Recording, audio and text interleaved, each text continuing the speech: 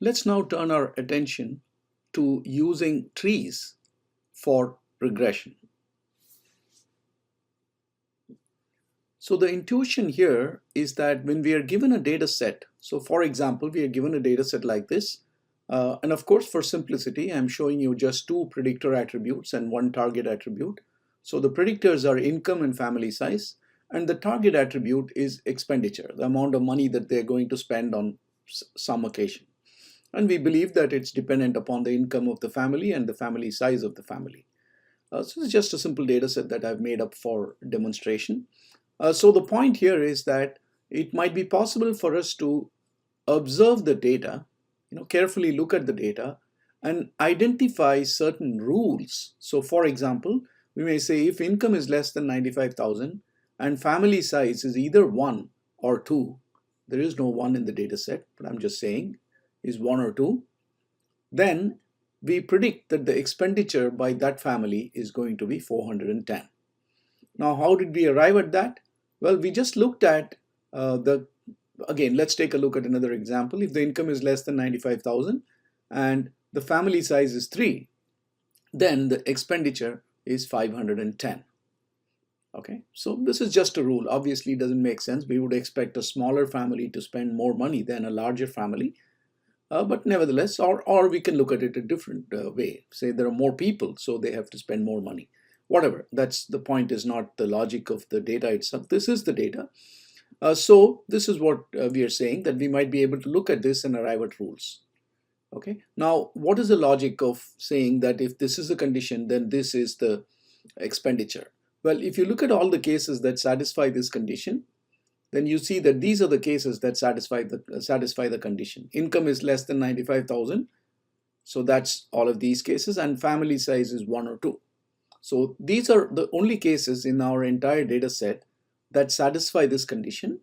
And if you look at the expenditure for all of these cases, it's 300, 420, 420, etc. And all we are saying is we'll take the average of the expenses for expenditure for the cases satisfying the rule and predict that any case that satisfies the rule will have this level of expenditure. Okay, so that's the idea of regression trees. You see the cases that satisfy the condition and you predict that for any case that satisfies a particular condition, the predicted expenditure is going to be the average of what we see. So this is another example here. So these are all the cases that satisfy this condition. And if you take the average of the expenditures for these cases, you get the average is 510. I think it's instructive to try to make the connection between this and classification trees. In classification trees also, we identified rules, but the way in which we made the prediction was that we took all the cases that satisfied a particular rule, looked at the target attribute, and went with the majority class of the target attribute, because that was a classification problem. So therefore, the target attribute was not numbers like this. Instead, it was classes like buyer, non-buyer, etc. So we looked at all the cases that satisfied a particular rule, and then you looked at the target attribute for those cases, and then we either went with the majority class or we said the probability is dependent upon the proportions of the classes that resulted. So it's the same idea, except that now that our target attribute values are numeric, we are saying the prediction is the average. Okay, so that's really the difference between these two classification trees and regression trees. So once you build a complete tree, it might look like this. So this again, for those who have already studied classification trees, it looks very similar to a tree constructed by classification trees, except that for every node, instead of a class, you see a number on the top of the node. That's the predicted value for cases that satisfy the condition. Okay, so here is your root node, and the number 592 essentially says that if a case satisfies the condition to be on the root node, which means all cases, then the prediction is the overall average. So if you actually calculated the average of the expenditure across the entire data set, you will get 592.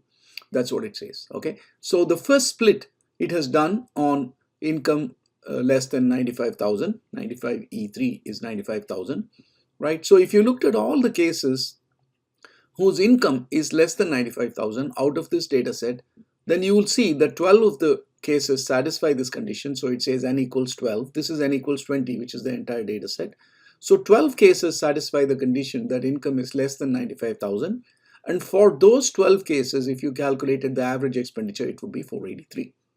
Okay, so if you also look at this condition of income less than 95,000 and family size less than 2.5, then a total of 5 cases in our data set satisfy this condition. Okay, and their average is 410, right? So that's a rule that leads to a leaf node.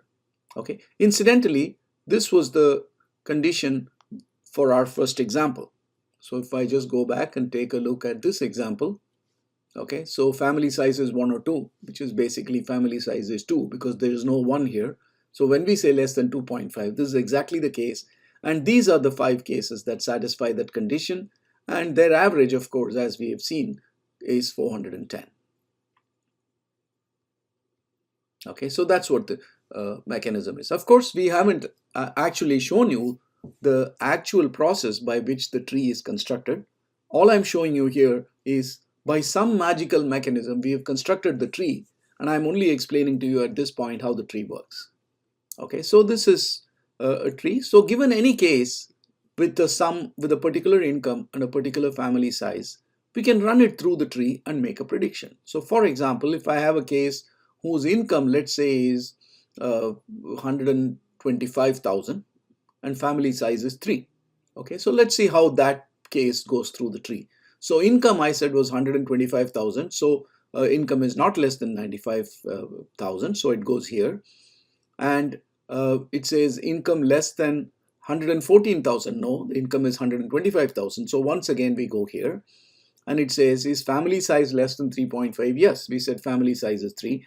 Well, in that case, the prediction for that family would be 752.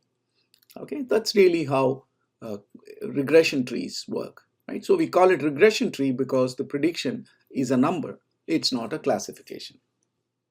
So once we have constructed such a tree, we can see what's going on here, right? So suppose we have built this tree.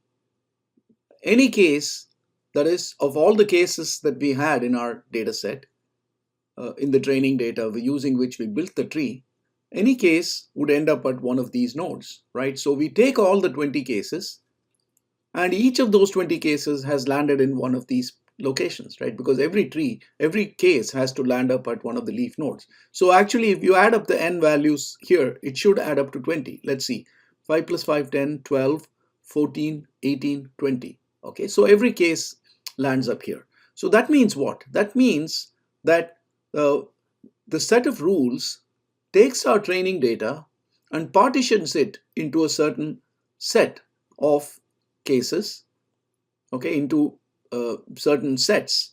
And each of these sets is obviously disjoint. The sets are disjoint in the sense that an element is a member of only one set, and every element is a member of one of these sets. Okay, so it's disjoint and complete in the sense that every element belongs to one of these sets or the other. Okay, so what we are now saying is, if a case satisfies the condition to end up at this node, that is, if a case is one of these 5, then our prediction is that its income is 410. Okay, now of course we need to step back a little bit and think, under what conditions would this prediction be a good or a reliable prediction? Okay, now suppose it turned out that of these 5 cases, right, the income values, the expenditure values for these 5 cases were wildly different, in the sense some had a value of 100 and some had a value of 800, right? So suppose the average is 410, no doubt, but suppose the values were widely divergent for the cases that reached this particular node, right? Then making a prediction of 410 may not be a very good prediction, right? That is because in our test data, in our training data, we found that all the cases that satisfy this particular rule have widely varying expenditures, right? So making a prediction of 410 is not likely to be a good prediction because there's a lot of variability. Okay. On the other hand, suppose we saw that all these 5 cases were all very closely hovering around 410. Okay, now that gives us a certain degree of confidence that cases which satisfy this condition are likely to have an expenditure which is near 410. Okay, same argument applies to all of the nodes, right? In other words, what we are saying is you want to find a set of rules that creates these disjoint sets, and we would like each set to be as homogeneous as possible. By homogeneous, we mean the values are pretty close to each other. We're not saying the values should be exactly the same. Well, that is ideal, but that's not going to happen. That'll be a pipe dream to expect that that'll happen. But if we are able to find a set of rules that partitions the data into a number of sets, and each set is fairly homogeneous in the sense that the values are not very different, drastically different from each other, then any predictions we make from that tree, we would believe are reasonably good predictions. So that's what we are trying to do here. That is the criterion by which we will build the tree. Not we, R will build the tree, but we'll understand the mechanism. Okay, so we are trying to generate these sets which are as homogeneous as possible, sets which are as in such a way that all elements of a given set are very similar to each other. Okay, that is, all the elements of set 1 have fairly close expenditures, all elements of set 2 have fairly close expenditures, and so on. Right? So we want each set to be very homogeneous. Okay, so that is the criterion that is going to drive the process by which the tree construction takes place.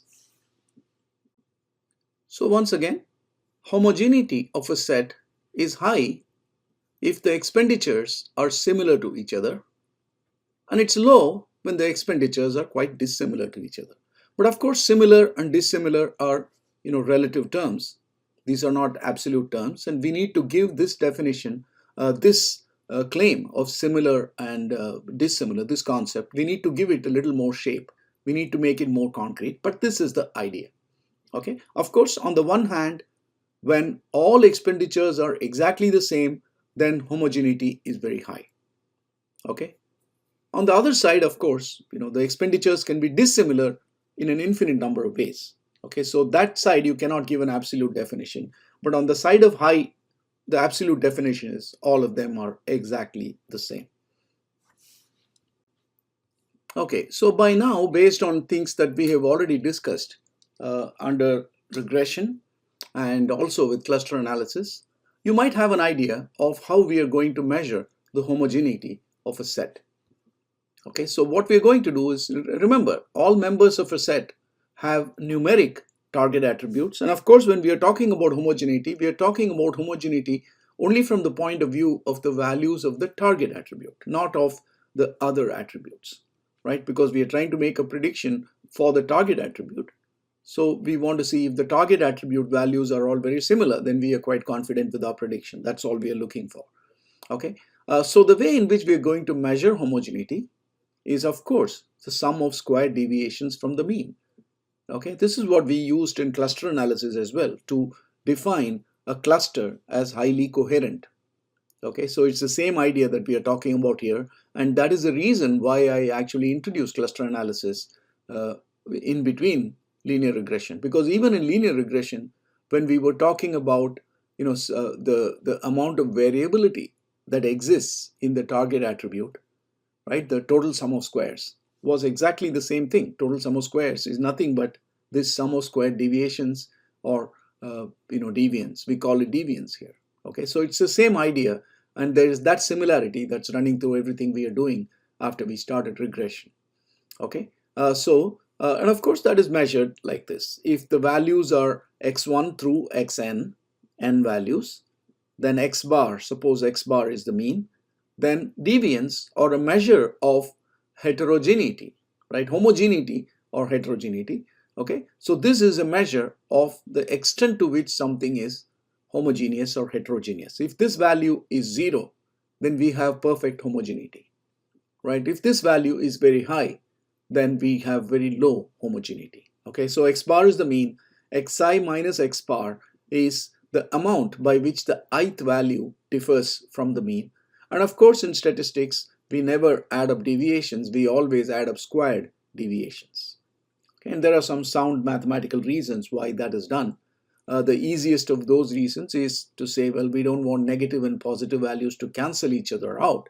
So we want to square the values, but that's not the only reason. There are other strong reasons why we do this a lot in quantitative techniques. Okay, so this is the sum of squared deviations, and all we are doing is measuring homogeneity or heterogeneity by the sum of squared deviations from the mean.